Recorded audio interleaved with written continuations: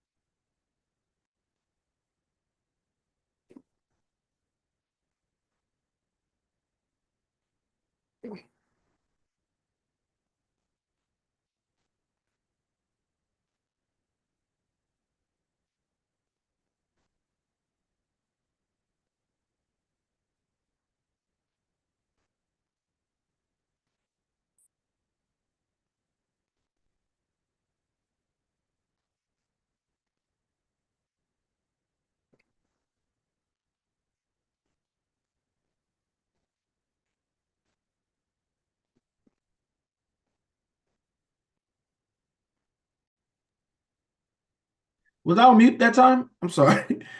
No, Numbers chapter 9 and verse 20. Numbers chapter 9, and we're going to start at verse 20. I realize I muted myself.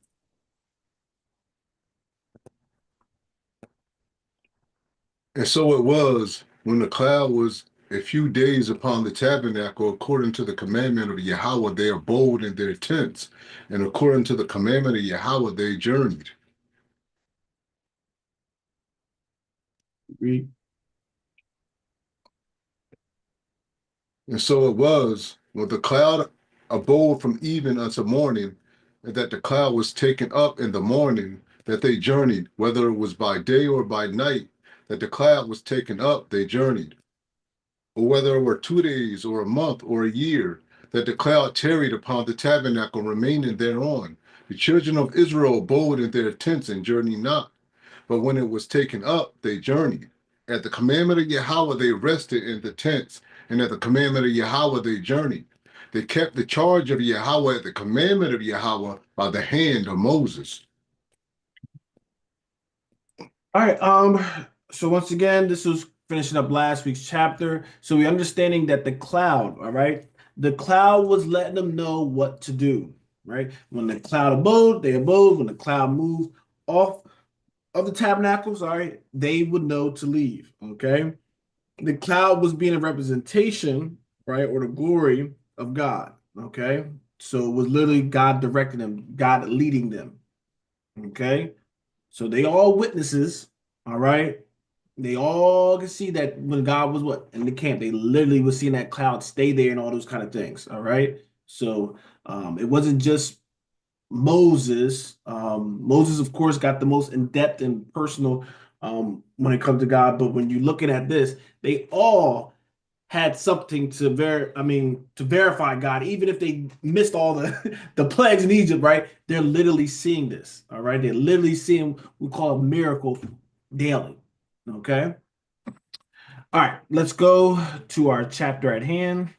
Numbers chapter 10. If you have anything, bring it out. Bring it out.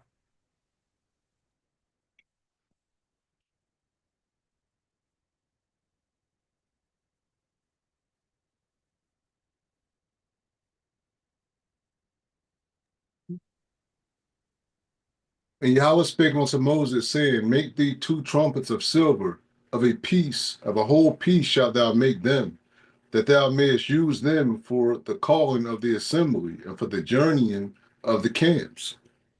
So we have two trumpets, all right? They are made of silver, a whole piece, all right? So they made the whole thing, and then they're going and shaping and molding, okay?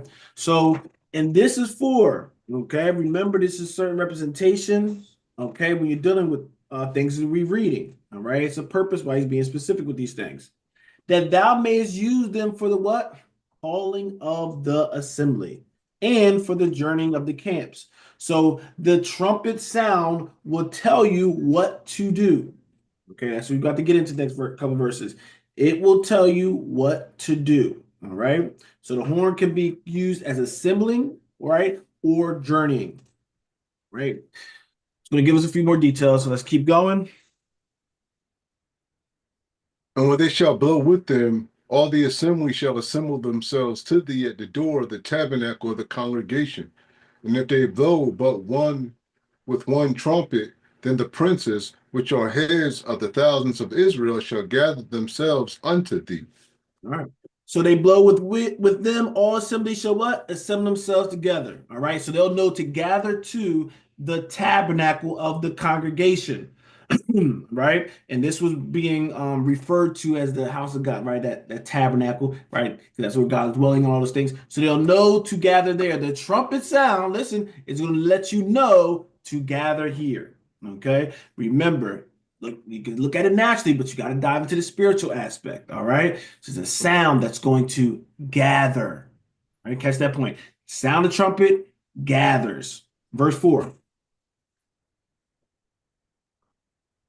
And if they blow but with one trumpet, then the princes, which are heads of the thousands of Israel, shall gather themselves unto thee.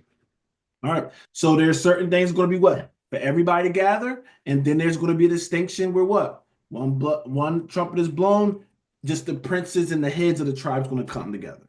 All right. So there's times where everybody to come, and there's certain times where it's just the leaders of the tribes come together.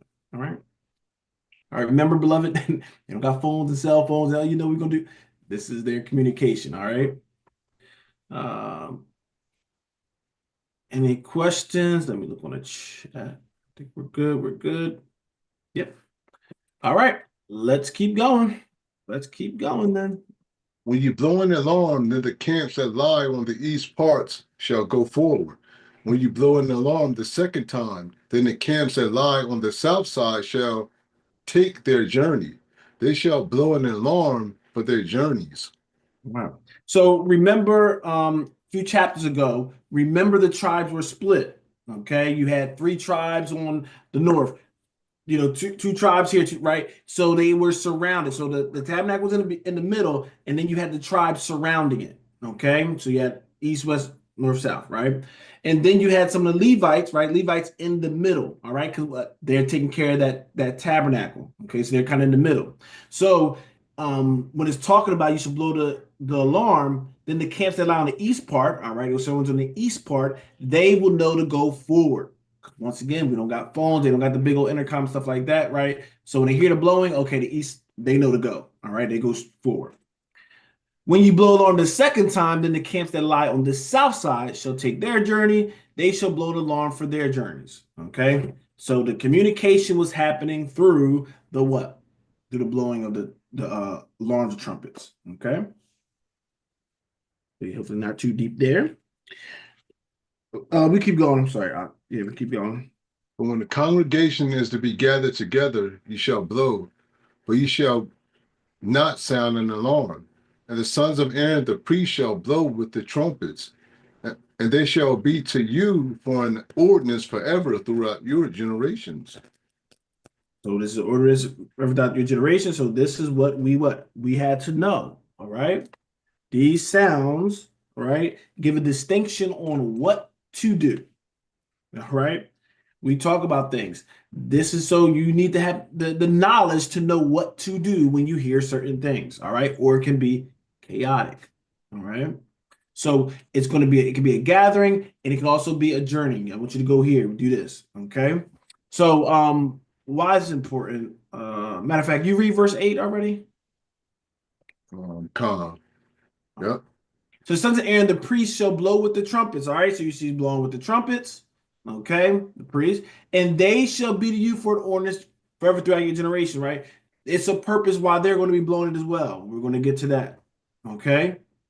Leadership. So this is the thing he used. What? These are his servants using them to what? Do the direction and all those kind of things. All right. So blowing the trumpets. This is what it's standing for, the direction, all those kind of things. But like I said, we're going to get to another part too. Verse 9. Verse 9. And if you go to war in your land against the enemy that oppresseth you, then ye shall blow an alarm with the trumpets, and ye shall be remembered before Yahweh your God, and ye shall be saved from your enemies. So, beloved, when you look at this verse, very important. All right. One of those things I say it's you can use wisdom, prophetic wisdom, however you want to interpret it. All right. But if you go to war in your land against the enemy, listen, that oppressive you. Okay, so what is it showing? There's a chance you're going to go to your land and there's an enemy that's going to attempt to oppress you, all right, or oppressing you. Then what can you do? What are you going to do? Then ye shall blow an alarm with the trumpets. Okay, so beloved, why I say these things are clear because sometimes we'll go and do other things, right? These other sacrifice things instead of doing the thing that he told you to do in obedience and wonder why we ain't getting the results. So when we see the enemies in our land as oppressing us, a lot of people are like, you know what, we maybe should do this. Maybe we should grab this bull. I can do this. Maybe I should try to fast before it. Now I ain't saying these things ain't wrong, ain't sin, but to do that over the easy instructions, sometimes we make things more difficult than it needs to be because we don't have what knowledge of God. All right, and this is why it gets very frustrating for a lot of people, church going people, because it's like we're doing this. Why? And see, like God ain't answering. He ain't doing it. Yes, because we're not doing it to the knowledge of God. There's certain things we're getting the laws and everything. This is God giving us insight. God is telling us this is the playbook right here. You want my attention? All right, you gotta do it like this. You want me not something? Okay, do this. The thing that Israel, right? We had the laws. This is our wisdom and our knowledge. The thing is, we know the answer. We just be like, yeah, we're gonna do this though. Yeah, I'd rather do it. Hey, that's inconvenience for me, Lord. So I'm gonna do this. Okay. But he's letting you know right now they don't have to worry about per se enemies right now. They're going through the wilderness. They already dealt with some, going to deal with some. But he said when you get in your land, so he's already telling you, you're gonna get in your land. It ain't going to be all peace and cream where people won't try to take over. All right. But if you do these things, you will never be taken over. Okay. It's an absolute. Can't go back on his word, beloved. Okay. And ye shall listen. So when you blow the trumpet, because people are like, well, it's just blowing the trumpet. What's so magical about blowing a trumpet? Enemies, they got trumpets and stuff like that. Why is that important? And this is what we got to understand. These things that the Most High give us is to see your faith. Do you believe? Do you believe in the obedience that when I'm in trouble, I'm going to do what God told me? And that obedience is what delivers you. Right? We ain't putting all the emphasis on all these, natural things. The part of why things come about, why God shows up is the obedience to his word, the faith in his word. All right? Sometimes we don't connect the two. We'll put focus on, I gotta get this, and those times, right? I had to get this perfect land and you're so focused on the land being perfect, you forgetting the whole point of what he's telling you to do. The obedience aspect of changing. All right, we have to change here. But let's look, let's keep going. And ye shall be what? Remembered. That's what he's saying. Blow the horn. And what is the horn going to do? Ye shall be remembered before Yahweh your God. So when you're understanding this, it ain't that God ain't seeing what's happening. He forgot about you and been like, oh shoot, I forgot. I got people down there I deal with. No. Does he need the trumpet to remind him? Is it, oh, we had to get something loud because then he can really hear? No. I'm going to hear your obedience in my word. I'm going to remember what? The promises. That's what he always say. You do the we start crying out, forgive us, Lord, come on. And he's like, you know what? I remember the promises that I made to your forefathers. Okay, I'll hear it out. That's how he goes. Because he, like I said, we break his word and his covenant, but he don't break his. All right. So when you're looking at this, ye shall be remembered. So when you hear the horn, we're going to be remembered. Is there horns and people blowing horns in other nations all over? Yes, but that's not for them because what? We're having faith in his word when we're doing it. I think we have a horn too. I haven't blown in a while, but that's something I definitely want to do. Definitely, you're going to see why at certain times. Okay. So you shall do it. I'm sorry. Remember the Lord your God, and ye shall be saved from your enemies. No ifs, no buts. You do this, Lord gonna remember, you're gonna acknowledge it, and he's going to what? Save you. He's going to acknowledge his promises, his word that he made with you. All right. But what we have to catch, beloved, you have to do that part. He'll remember to save you when you do what? This part. Okay. So this is what he was given to us. All right, Brother Kai, let's go to verse 10. Listen to this. All right, listen to this. Also in the day of your gladness, and in your solemn days, and in the beginning of your months, ye shall blow with the trumpets over your burnt offerings, and over your sacrifices, and of your peace offerings, that they may be to you for a memorial before your God. I am Yahweh, your God. There we go. There. So you do it you can do it in a time of trouble, right? You blow that trumpet, but also, all right. People are like, oh, you blowing a horn, you just doing it. It's when you're in trouble. No, we got the direction. We got it for this, right? For your enemies. And then it says also in the day of your what? Glad. The days that you are being glad, all right, we're gonna get specifically to that. You are supposed to blow the horn, specifically in your solemn days, right? Those feast days that we come together, we'll blow the horn, right? You'll see it. We'll be celebrating and stuff like that. Trumpets and all, that was an important thing, right? That's part of that worship, part of that glory. So this is also in what? Obedience. All right. I gotta get the horn back. All right. This is revitalizing why I brought it in the first place. All right. So in the day of gladness, we blow the horn. In our solemn days and our feast days, we blow the horn. And in the beginning of your months, we call the new moons, blow the horn. Okay. Ye shall blow with the trumpet over your burnt offerings. All right. This is something else. All right, we're doing burnt offerings. Why would we blow the horn? The horn, what's that representation? It's a loud noise, right? Why would he want you to blow this loud thing when we're dealing with burnt offerings and over sacrifice of your peace offerings? People saying, oh, they go say, oh, it's right the way, that's burnt offering. You got to clear this out too. But over peace offerings too. I don't do that. I ain't doing with sin. That they may be to you for a memorial before your God. I am Yahweh, your God. So he's saying you're going to blow the horn to be saved. You're also going to blow it during your feast days, your new moons. All right. And the burnt offerings and the sacrifices of peace, when you offer it to me, you're going to blow these things. All right. This is something where it's also acknowledgement. If you understand it, blowing the horn, it's that acknowledgement to God and that attention. All right. Why he didn't do it with just a whisper or yell? Because he's also what? Far from us. You need something that's very loud, right? So it's that not get caught up on the loudness of it, but the symbolism of it. All right? He's far, acknowledging this. We know he's way up there. We're way down here with our offerings and everything. Lord, accept our offering. Accept our it's that kind of understanding you have to have behind it. Okay? So when you're looking at this, this is what we're going to grab. And he says what? That they may be for you for a memorial. All right?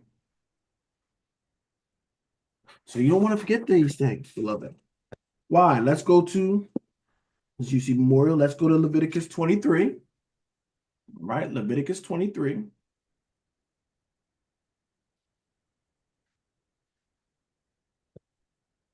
Y'all gonna get the same verse when we do the when we do this piece as well, all right?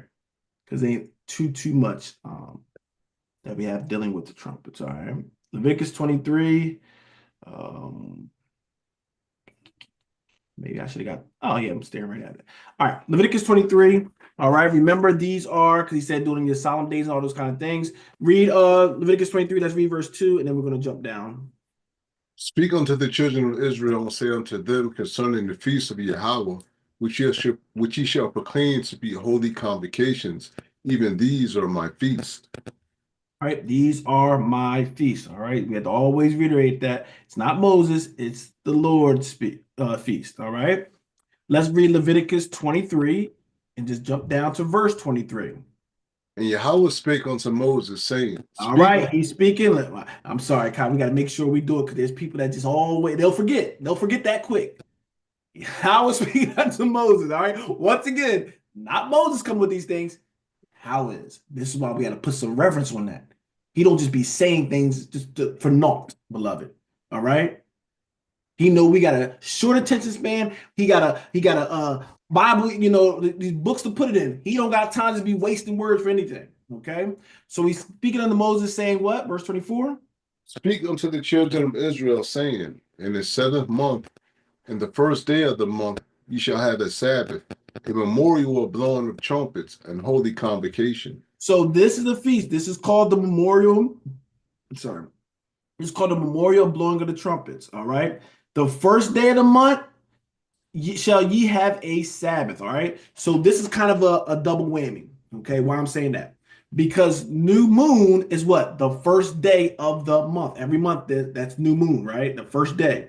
So you'll have new moon because it's the 7th month in the first day of the month. So you'll have a new moon and this. All right. Why is that so?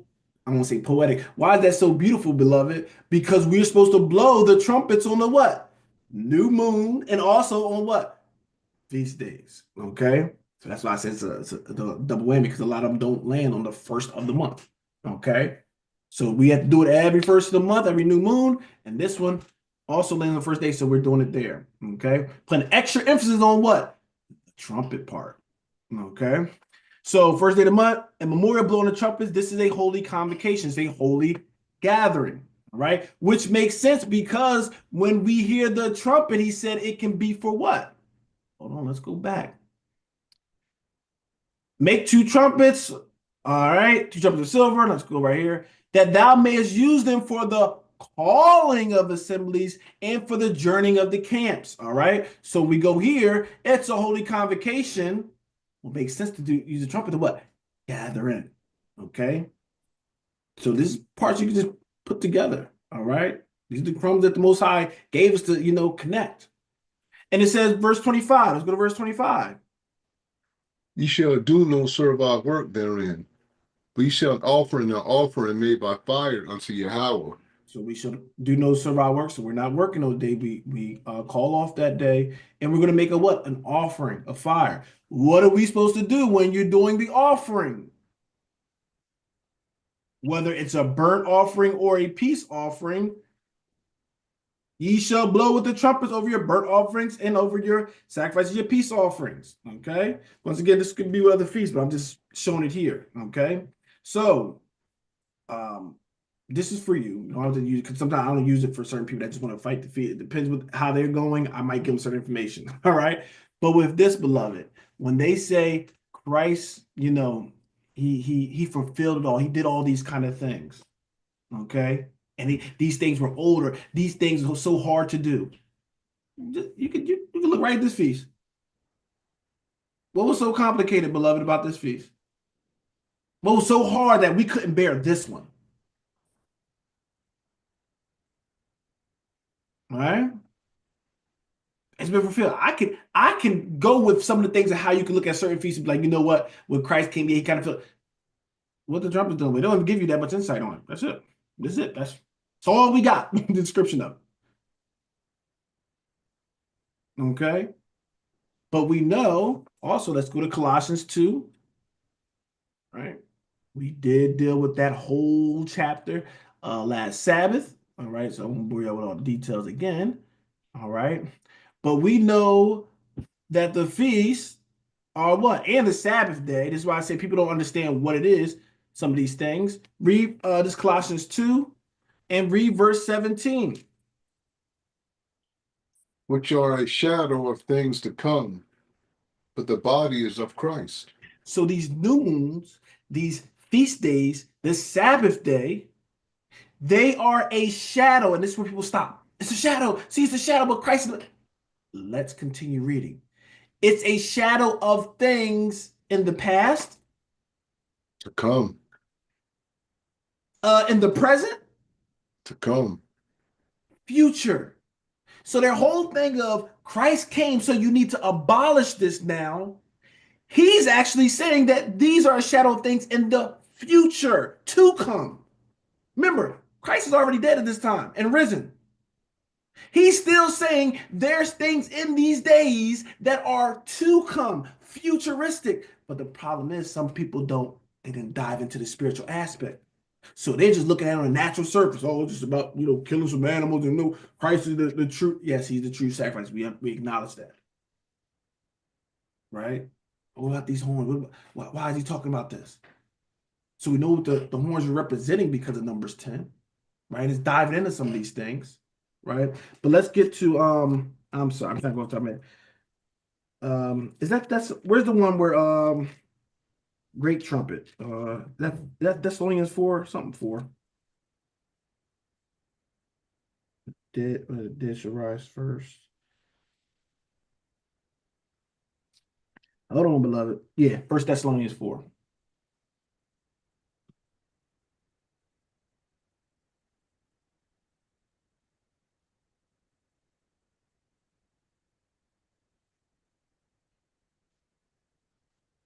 And we're going to go down.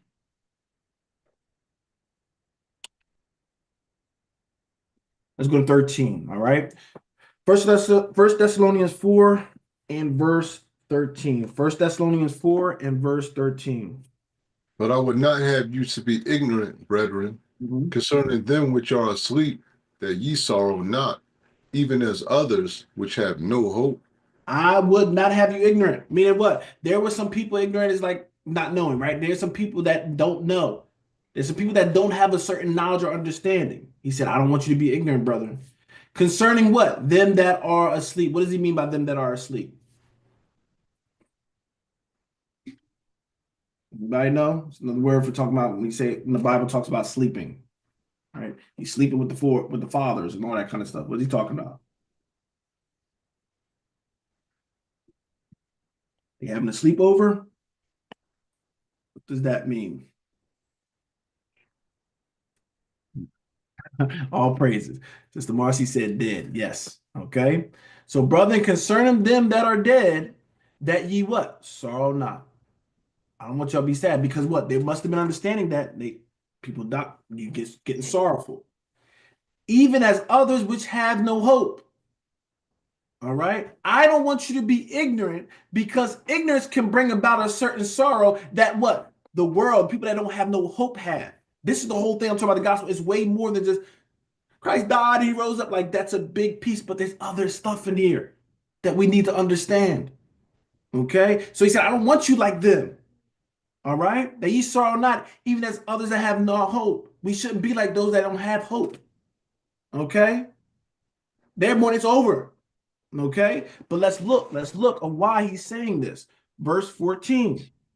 For if we believe that Yahushua died and rose again, Hmm? even so them also which sleep in Yahushua will God bring with him. So he's saying, why you shouldn't be sorrowing like they do. It's over for them. That's it. That's what they got to do. But with us, we believe, or we should believe, beloved, that what? Yahushua died and rose again. If you believe that, you should believe in what? The power of his message as well, which means what? Even so, them also which sleep in Christ, those that died in the faith, will what? God bring with him. Do you believe that? Yes, and Brother Michael is not saying if somebody dies, you're not going to feel that. Yes, you're going to miss that presence. Absolutely. Tears come back. Don't think you're in sin. Don't be trying to, I can't cry because it shows. No, you're going to miss that presence, spirit, all those kind of things. However, you should be crying as in now it's just lost, it's all over and done. No, it should also be a joyous thing because we know we're going to meet again. If they believed in the message that we're preaching, God is going to get all of us, beloved.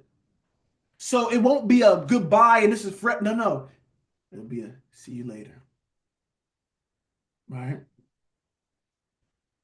It's like he told the disciple, eat this new in the kingdom. I'll meet you in the kingdom. It's a different outlook. It ain't over. We doing this thing for something that's way past this time here. These couple of years, we're doing something that's everlasting. Okay. So which sleep in Christ will God bring with him? Verse 15.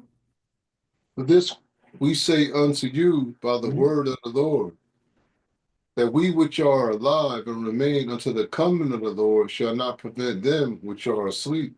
You see that? He's saying by the word. I'm saying this by the word. This ain't me just talking. I'm not making you feel good, but by the word of the Lord, that we which are alive, so there's gonna be some people that's gonna be alive and remain. Some people are gonna be up when what? The coming of the Lord.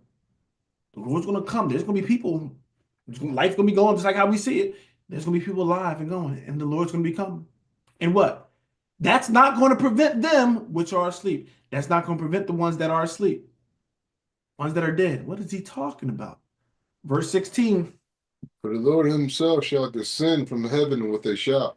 This is where, wait up. The Lord's coming from where? Heaven. So he's descending from heaven. All right? Catch this. A lot of churches With teach the, a lot of different things. He's descending, coming down. Read. with the voice of the archangel, The voice of an archangel, in which is, read the next part. with the trump of God. The trump of God, the trumpet of God. Now, do y'all think God got a trumpet that he be going up there just, blowing the trumpet up there doing music? No, understand it. That trump with that voice, that power of God. And what's going to happen when he descends with the voice of an archangel and with the trump of God? And the dead in Christ shall rise first. And the dead in Christ shall rise. Wait up, Brother Kyle. You must have read something wrong. Because the dead in Christ, they said they're in the banisters of heaven. I'm just saying it's kind of hard. They should be coming with him. Because it says where he's at. It said, we know Christ is on the right hand with him. But he said he's descending, and then them which what? And the dead in Christ shall rise first. Mhm. According to what they teach you, the grandmama already risen and up there with Christ having a good old time, and now she gotta stop the party, y'all. We gotta get down there. All right, no, it says he is coming, and the dead. So I said we won't prevent them that are dead. They're going to rise up, and we gotta wait for everybody to die. They're going to rise up, okay? Because they're going to get up with what when they hear that trump of God, that power of God. That's why he can say, Lazarus, come forth. He was giving you a little taste, a little preview. Lazarus, come forth. Came right out. So you can believe this. The true trump of God and the moral trumpets is dealing with something futuristic. What's that futuristic? What's so special about the trumpets, about remembering trumpets? Because the trumpet's going to be at the end, and it's going to be what? A gathering for God's people. This is why I say before you get all the message of destroying something, understand it first. It's more damaging to destroy something because it's actually giving you knowledge. So when we are doing things like the memorial trumpet, we believe that God is going to what? Come and bring us back and gather us together in the land. See, they done got away from this, and that's why they got everybody going up to heaven now. And then they're going to judge everybody. Well, brother, if I'm already in heaven, I already been judged. I already know I made it. See, I don't make no sense. Or they up there, they got in there and then got like, you know what, we got to judge people. Some of y'all got to get out of here. You see the fools that comes with it? But God was giving us breadcrumbs the whole time. No, it ain't about just the trumpet, but no, it's a representation. Don't get caught up on it's the representation. What does that mean? We got to look at the spiritual things of things. But what? They're foolishness to the wicked or the ignorant. No big deal. It's just they just come together and do it. No, we're showing faith when we do these things. Christ said, will he find faith on the earth when he comes? Will he find faith? Will y'all be believing what he said, what he has given us? Or will you let the world take away that word from within you? Ain't no outlet for that. Yeah, they going above and beyond here. They extremists. Nah, we ain't even do nothing extreme. This is just what he said, your reasonable service. I ain't even tell you about no extreme stuff. This is the reasonable stuff. All right. So the dead in Christ shall rise first. So it's implying something else when you hear first, but keep it there. All right. Now we see the colon. So What's after this probably going to be building off of this. Verse 17.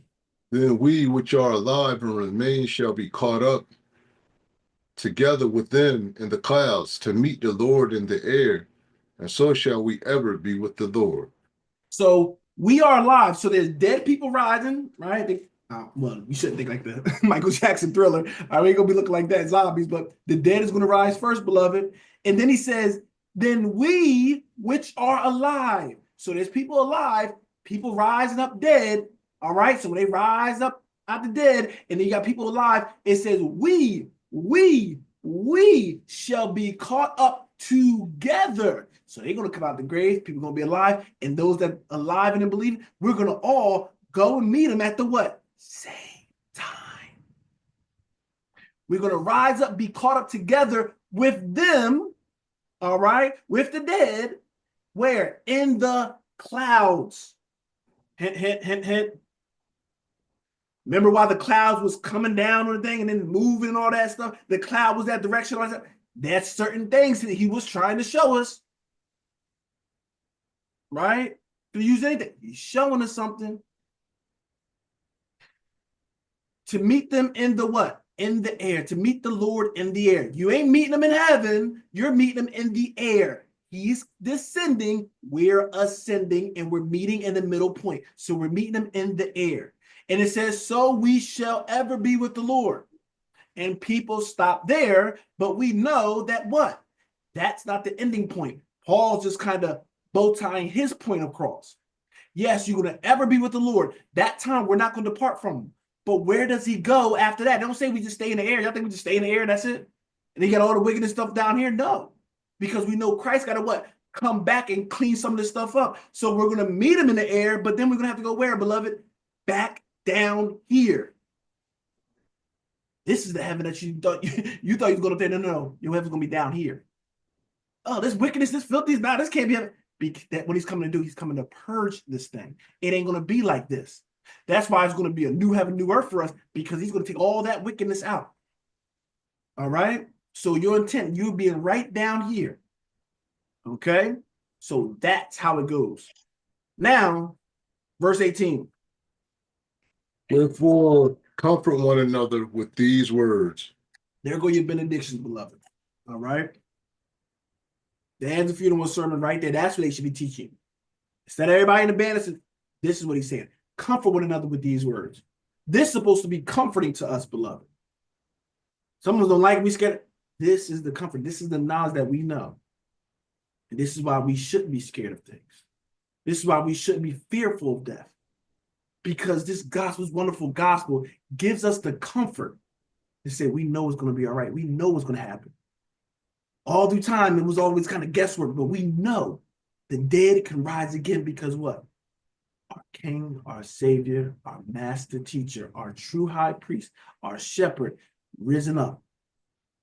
And he said, I'm doing this so y'all can see that this is what's going to happen to all that believe.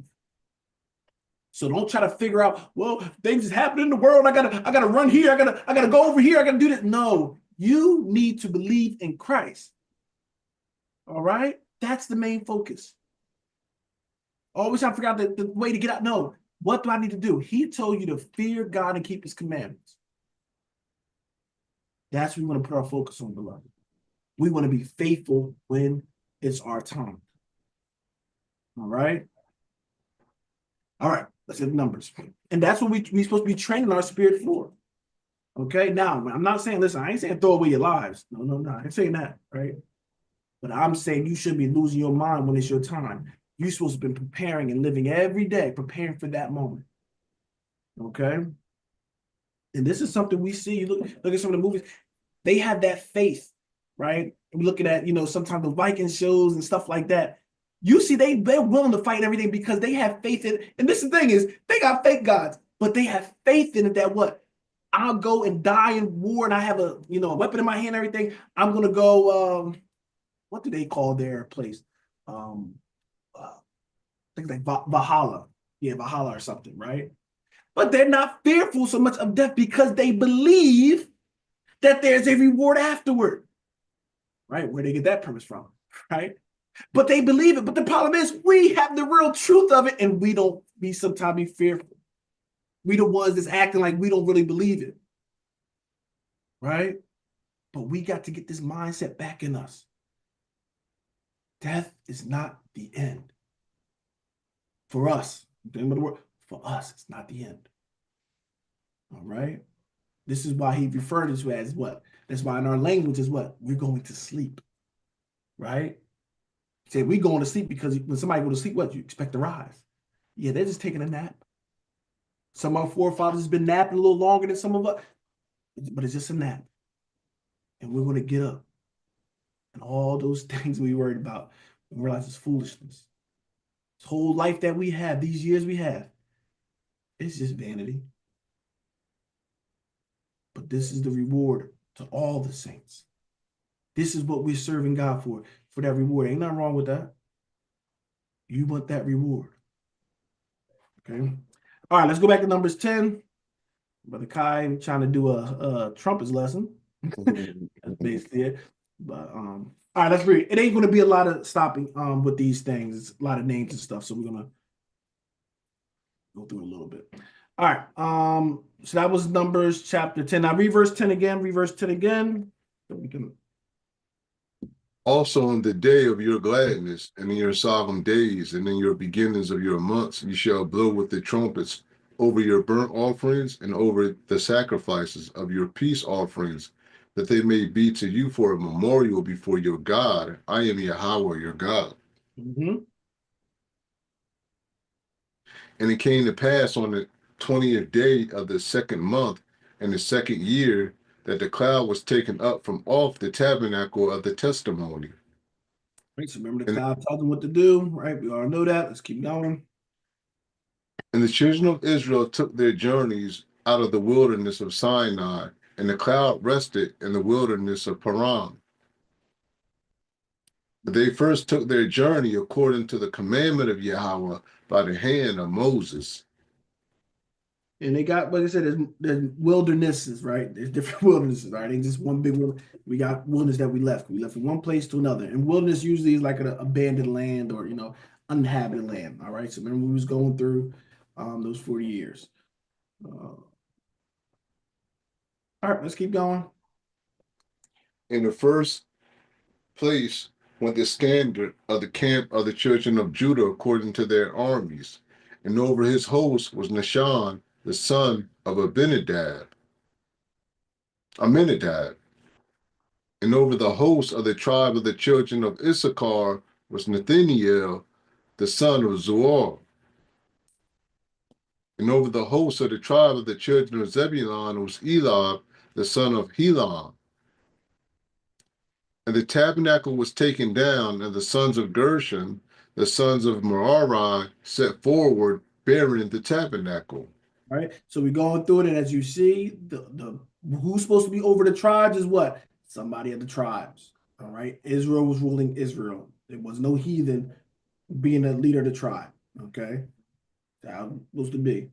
All right, so we see, remember these names, right? Gershon, right? Remember they were the sons of Levi. Remember he had everyone with their jobs, what they're going to do. So you're seeing they're following through it. Okay, so they were the ones that break down the tabernacle and could grab some of the equipment and go to the next spot. That's what their job was doing. Because remember, we weren't in a set location yet. Okay, it's a tabernacle, we're in the wilderness, so we'll break it down. We have to move, then they'll set it up, do their thing. So we got to go again. Okay, so that was a constant thing. That weight was on the tribes of Levi, and specifically depending what house you were specifically under Levi, will tell you what exactly you were over and doing. All right, verse 18. And the standard of the camp of Reuben set forward according to their armies, and over his host was Elizur, the son of Shador, Shador. And over the host of the tribe of the children of Simeon was Shemuel, the son of Zurishaddai. And over the host of the tribe of the children of Gad was Elisaph, the son of Duel. And the Kohathites set forward bearing the sanctuary, and the other did set up the tabernacle against they came. That was the third one. I'm trying to think of third thing. Yeah, Kohathites. They were the other ones. All right. So you got Gershom, Merari, and Kohathites, and you go back a couple chapters and they'll tell you what each one was kind of over. All right. Um, yeah, let's keep going. Because it's named everything. That's why I'm not cutting you off. But yeah, let's keep going. Uh, And the standard of the camp of the children of Ephraim set forward according to their armies, and over his host was Elishama, the son of Ammihud, and over the host of the tribe of the children of Manasseh was Gamaliel, the son of Pedahzur, and over the host of the tribe of the children of Benjamin was Abidan, the son of Gideoni, and the standard of the camp of the children of Dan set forward, which was the rearward Shalakia, and all the camps throughout their hosts. And over his host was Ahiezer, the son of Ammishaddai. And over the host of the tribe of the children of Asher was Pagliel, the son of Akron. And over the host of the tribe of the children of Naphtali was Ahira, the son of Enan.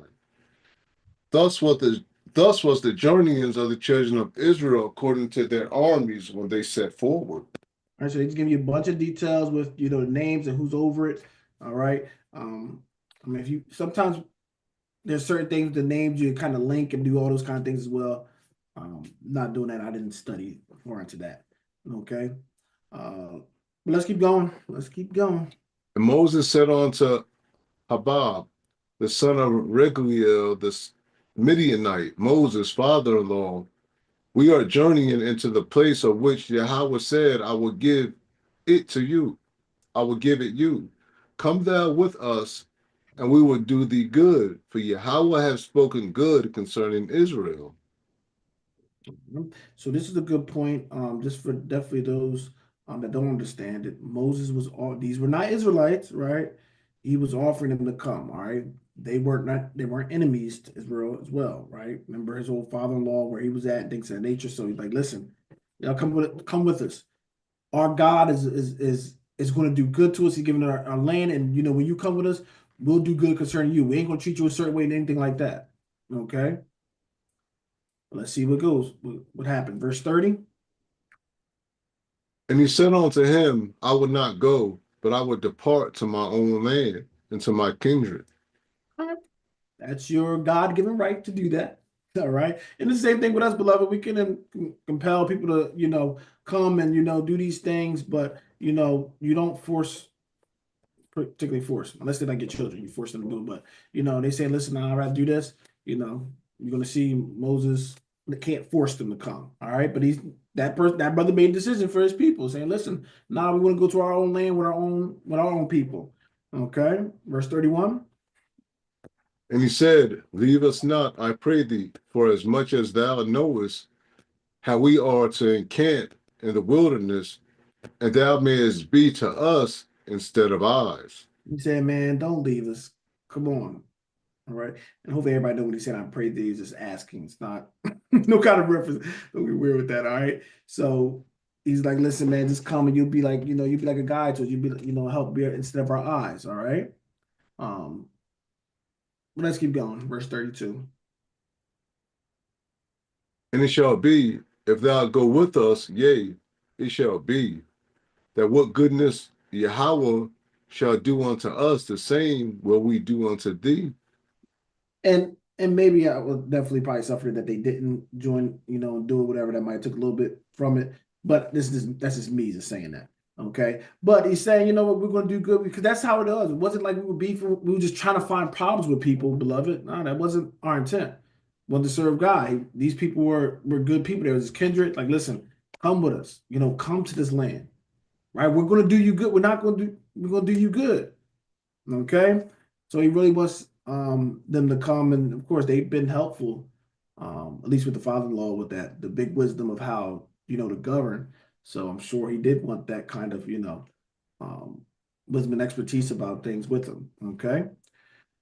Uh,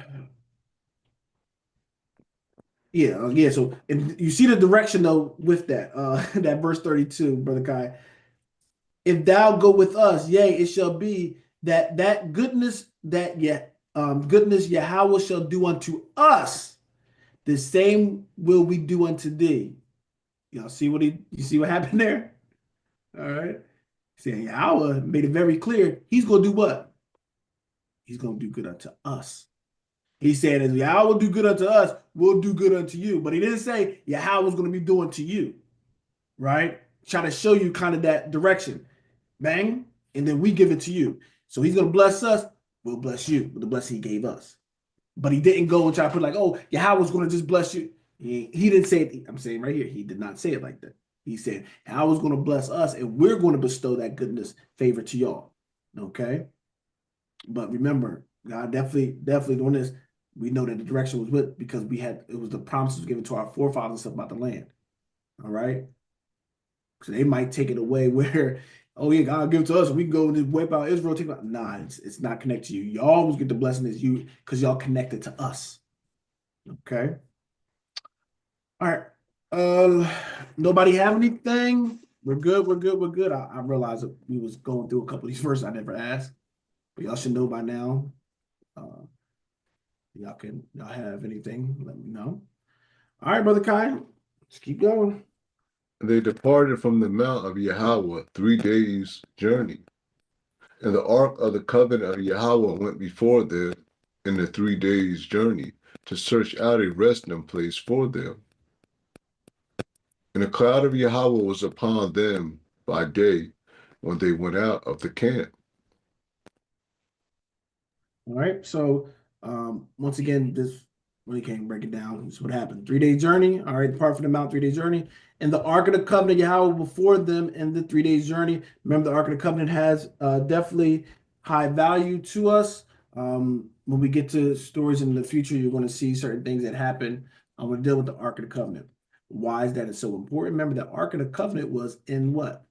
The Holy of Holies in the tabernacle, right? That was one of our, one of the most precious things to us. Okay. So that's where what? That was where the mercy seat things, that's where what? The glory of God will come and commune with Moses, things of that nature. So that was very an important, I guess I could say relic or whatever to us, all right, that Ark of the Covenant. But like I said, as we continue on, we'll see certain things pertaining to it. Okay. All right. Where you leave off at, Brother Kai? 35. Okay. Yeah, let's read 35, 36. And it came to pass when the ark set forward that Moses said, Rise up, Yahweh, and that thy enemies be scattered, and that them that hate thee flee before thee. And when it rested, he said, Return, O Yahweh, unto the many thousands of Israel. All right. When the ark set forward, that Moses said, Rise up. All right. So the ark says, Lord, rise up and what? Let thy enemies be scattered. All right. That was a song. Let God arise and thy enemies be scattered. Right. So you see that reference point is I'm trying to find it in Psalms. I think it was in Psalms. So, yep. All right. So rise up, Yahweh, and let thy enemies be scattered, and let them that hate thee flee before thee. So the point is, it's for what? You see, it's more for defensive, not we trying to go out and just take over the world like Pinky the Brain, right? Rise up, Yahweh, and let thy enemies be scattered. What is it saying? Because the enemies have become one against us. So what? You show up and what? They'll flee, disperse. And let them that hate thee flee before thee. Okay? Because the thing is, when you bless and you doing everything, people want what you have, right? It's more about defending what you have than trying to go out and take it. See, the enemy should be they're going to take it and cover it and trying to get all those things. We were just going to be blessed of God and they're going to desire it. But a lot of people are going to desire it the unlawful way, an unrighteous way, and try to take over and kill and destroy us to receive it. But we just supposed to what? Go to our God, rise up. The same power we have now, when Satan's coming to us, we should ask God, how will rise up? Okay, show yourself, show your strength, and what that our enemies be fleed from us. Okay, it says, and when it rested, listen, he said, "Return, O Yahweh, unto many thousands of Israel."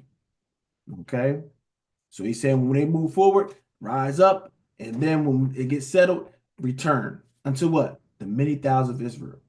All right. So being with us, he's being, that's why we understand he's being a fighter force, a protective force, and also being dwelling amongst us. Okay. And once again, futuristic stories, you're gonna see that that's how the Ark of the Covenant, it got taken one time, all right? Or took, okay? And they will bring it out. A lot of us, what happened? Besides using this, and once again, what do? We put the focus on, oh, the Ark of the Covenant. As long as we got this, we not gonna lose. And they what? They're losing the faith aspect. It wasn't the Ark that had the power, it's the faith in God that He was with us, right? So this is one thing we will always do these things, beloved. Okay, so I always want to understand people always trying to make it carnal or just something simple. Yes, if you're just looking at it like that, but it's the deeper aspect behind it. Okay. Let's go to Psalm 68 and we'll end it there.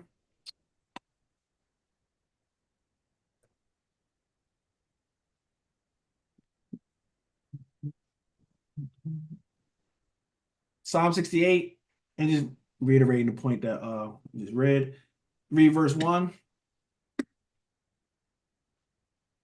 Let God arise. Let his enemies be scattered. Let them also that hate him flee before him. See where David getting it from? Let me see where he kind of get the correlation from. All right, verse 2. As smoke is driven away, so drive them away, as wax melteth before the fire, so that the wicked perish at the presence of God. So when it's present, when he show up, let him perish. Read. But let the righteous be glad, let them rejoice before God, yea, let them exceedingly rejoice. That's what's gonna happen. You get two reactions. When the presence of the Lord happen, you're gonna have two reactions, beloved. Either you're gonna be rejoicing or you're gonna be fearful, trying to run from his presence. All right. You get to choose. Now is the time to choose what your reaction will be. Okay. Verse 4. That's it. Sing unto God, sing praises to his name, extol him that rideth upon the heavens by his name Yah, and rejoice before him. All right, beloved. Nobody have any questions? We're good. We're good. We're good.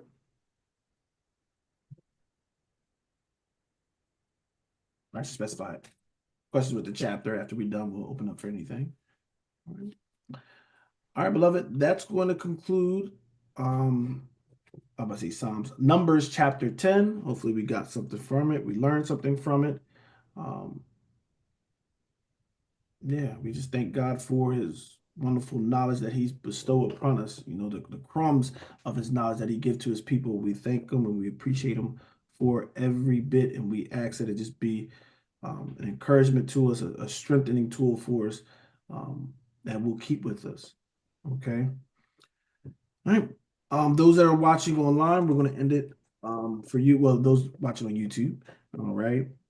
As we always say, Ayana Habathon, which means we love you all, and Shalom. Shalom, which means peace.